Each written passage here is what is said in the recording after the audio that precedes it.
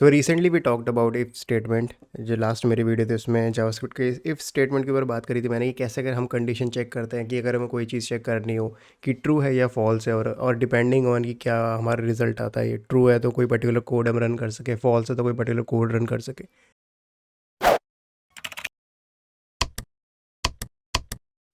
If statement जो if else था वो सही था जब हमारे पास हमें सिर्फ और सिर्फ एक चीज़ चेक करनी होगी या तो सही हो या गलत हो। लेकिन क्या होगी अगर हमें मल्टीपल डिफरेंट केसेस पे भी different type of code run करना हो। जैसे फॉर एग्जांपल वीक में 7 दिन होते हैं और मुझे चेक करना हो कि कौन सा दिन चल रहा है और फिर उस हिसाब से उस दिन के हिसाब से मैं कोई पर्टिकुलर कोड रन करूँ। जैसे अगर यूज़र आता है और वेबसाइट ओपन करता है या ऐप ओपन करता है और मैं चेक करता हूँ कि आज दिन कौन सा है, डिपेंडिंग ऑन कि कौन सा दिन है मैं कोई कोड रन करूँ या फिर मतलब मैं उससे कोई स्पेसिफिक कोई भी कोड या कोई भी लाइक यूआई इंटरफेस दिखाऊं। इसको हम इम्प्लीमेंट करेंगे जिम के पॉइंट ऑफ व्यू से। जैसे फॉर एग्जांपल 7 दिन होते हैं और कोई भी जो भी जिम जाता है कोई एक्सरसाइज करता है तो वो डेली बेसिस पे नई नई एक्सरसाइज करता है। फॉर एग्जांपल कोई मंडे को कोई चेस्ट करता है, ट्यूसडे को लेग्स करते हैं, बैक करता है, डिपेंडिंग ऑन क्या रूटीन फॉलो करता है। तो यहाँ पे मोर देन लाइक 1 और 2 और 3 की सिचुएशंस हैं। तो इफ़ और एल्स पे जब हम ऐसी चीज़ों को इम्प्लीमेंट करते हैं तो वहाँ पे हमें इशू आता है। क्यों? क्योंकि हमारा कोड मेंटेनेबल नहीं हो पाता। और यूज़र पॉइंट ऑफ व्यू से अगर आप देखो तो आप इफ़ और एल्स को की हेल्प से भी ये चीज़ अचीव कर सकते हो। ऐसा नहीं कि आप इतनी बड़ी सिचुएशंस जहाँ पे आपको मल्टीपल डिफरेंट केस टारगेट करने हो वहाँ पे आप इफ़ एल्स से नहीं कर सकते। लेकिन जो कोड आता है या कोड लिखते हैं हम, वो उतना मेंटेनेबल और उतना क्लीन नहीं दिखता। यानी कि वो उतना स्केलेबल नहीं होता, उतना उतना रीडेबल नहीं होता। अगर वो कोई और डेवलपर आपके साथ काम कर रहा है तो उसके लिए उतना आसान नहीं होगा उस पूरे कोड को समझना। तो ऐसी चीज़ों को टैकल करने के लिए हमारे पास दूसरी केस है, दूसरी कंडीशन है जिसको हम कहते हैं स्विच केस। और नाउ स्विच केस बहुत ज़्यादा सिंपल है। स्विच केस हमें अलाउ करता है कि मोर देन 2 और 3 जब हमारे मल्टीपल डिफरेंट केस होते हैं जहाँ पे हमें डिफरेंट केस को टारगेट करना होता है। जैसे फॉर एग्जांपल मैंने अभी वीकडे का बताया जिसमें हमारे पास 7 दिन है और हर दिन के लिए हमें अलग अलग टाइप का कोड रन करना है। इस टाइप की सिचुएशंस को टैकल करने के लिए स्विच केस ज़्यादा अच्छा एफिशिएंट मेथड है। स्विच केस का सिंटैक्स बहुत ज़्यादा सिंपल है। सबसे पहले हम स्विच कीवर्ड यूज़ करते हैं। ये कीवर्ड बहुत सिंपल है। जैसे फॉर एग्जांपल हम फंक्शन के लिए फंक्शन यूज़ करते हैं, इफ़ के लिए हम इफ़ यूज़ करते हैं, वैसे स्विच के लिए हम स्विच कीवर्ड यूज़ करते हैं। क्योंकि जैसे हम फंक्शन में फंक्शन का नाम या वेरिएबल का नाम देते हैं, इस तरीके से हम इफ़ और स्विच कंडीशंस में हम कोई भी वेरिएबल का कोई भी नाम नहीं देते, सिर्फ और सिर्फ कीवर्ड और उसके बाद पेरेंथेसिस आता है। अब ना जो पेरेंथेसिस आता है स्विच के बाद, इस पेरेंथेसिस के अंदर वो वेरिएबल का नाम आता है जिस वेरिएबल पे हम कंडीशन अप्लाई करने वाले हैं। जैसे फॉर एग्जांपल मैं दिन की बात कर रहा था, तो जो डे वेरिएबल है जो मैं चेक करूँगा कि आज दिन कौन सा है, तो वो वेरिएबल यहाँ पे पास होगा। यानी कि जिस पे कंडीशन अप्लाई करनी है, जिस पे चेक करना है मुझे कि क्या वैल्यू क्या है, जिसकी वैल्यू मुझे चेक करनी है। उसके बाद करली ब्रेसेस हमेशा की तरह आपको पता है कि करली ब्रेसेस हमें हेल्प करते हैं कोड को आइसोलेट करने में, ताकि हम बता सकें जावास्क्रिप्ट कंपाइलर को कोड कहाँ से लेके कहाँ तक पार्ट है इस पर्टिकुलर ब्लॉक का। यानी कि ये स्विच केस जैसे मैं बात करने वाला हूँ स्विच केस का, तो हमें पता है कि स्विच केस में बहुत सारे मल्टीपल लाइन्स होने वाली हैं, मल्टीपल लाइन ऑफ कोड होने वाला है। अब ना जो मल्टीपल लाइन ऑफ कोड होने वाला है तो करली ब्रेस हमें हेल्प करता है बताने के लिए, ताकि हम कंपाइलर को बता सकें कि यहाँ से लेकर यहाँ तक जो भी कोड है, लाइन ऑफ कोड है, ये स्विच केस का पार्ट है ना। उसके बाद जो पहली अगली लाइन आएगी, ये थोड़ा थोड़ा समझने में थोड़ा मुश्किल लगेगा स्टार्टिंग में, लेकिन एक बार उसको प्रैक्टिस करोगे तो बहुत ज़्यादा क्लियर हो जाएगा। पहले हम करेंगे केस। अब ना केस क्या है? केस है कीवर्ड अनदर।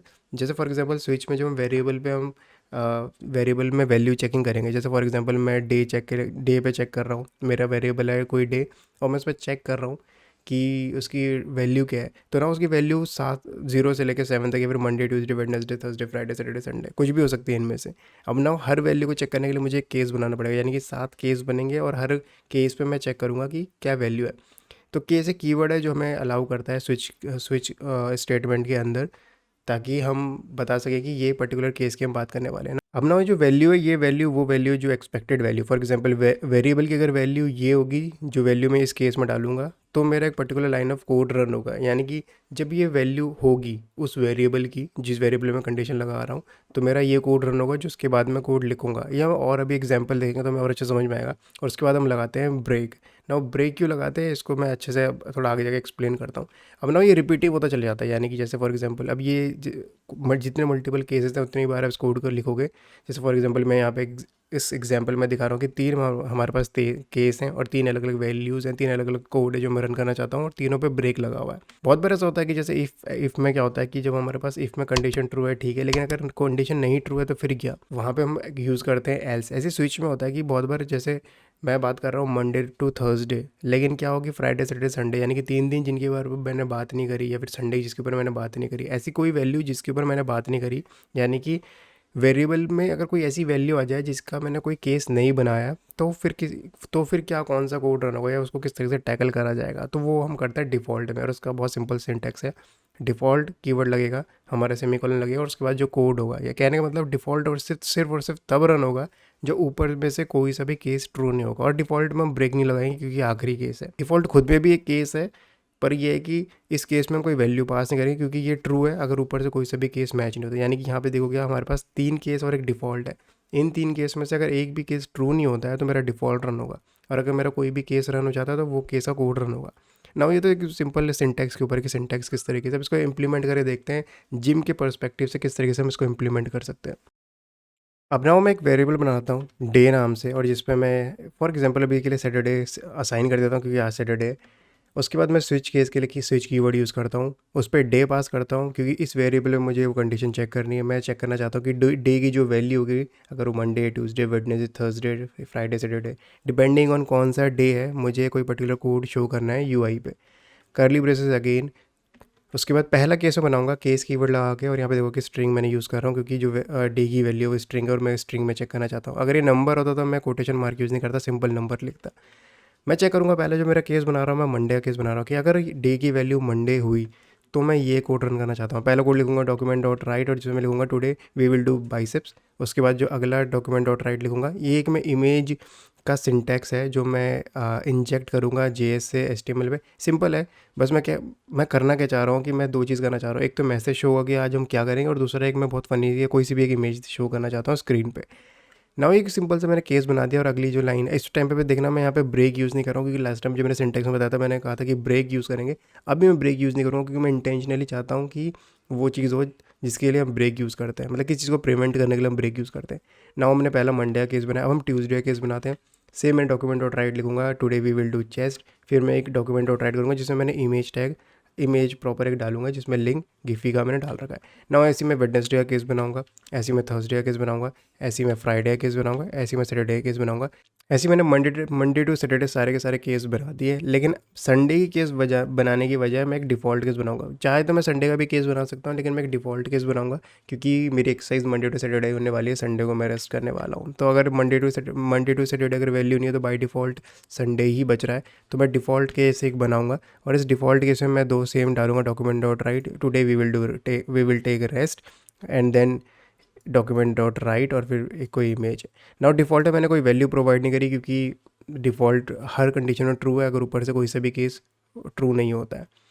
ना उसको चेक कर लेते हैं। अगर फॉर एग्जांपल मैं कहता हूँ कि आज सैटरडे है तो आप यहाँ पे देखोगे today we will do back. अगर मैं अपना सैटरडे का केस दिखाता हूँ तो today we will do back, यानी कि हम बैक की एक्सरसाइज करेंगे। उसके बाद हमारे पास एक इमेज हो रही है, लेकिन आप यहाँ पे देखोगे कि मेरे पास नीचे एक और चीज़ आ रही है, वो है today we will take rest, और उसके बाद रेस्ट वाली इमेज भी मेरी शो हो रही है। यानी कि केस मेरा ये ट्रू है लेकिन मेरा डिफ़ॉल्ट भी रन कर रहा है। ऐसा क्यों हो रहा है, इसको और अच्छे से चेक करने के लिए मैं इसको मंडे कर देता हूँ।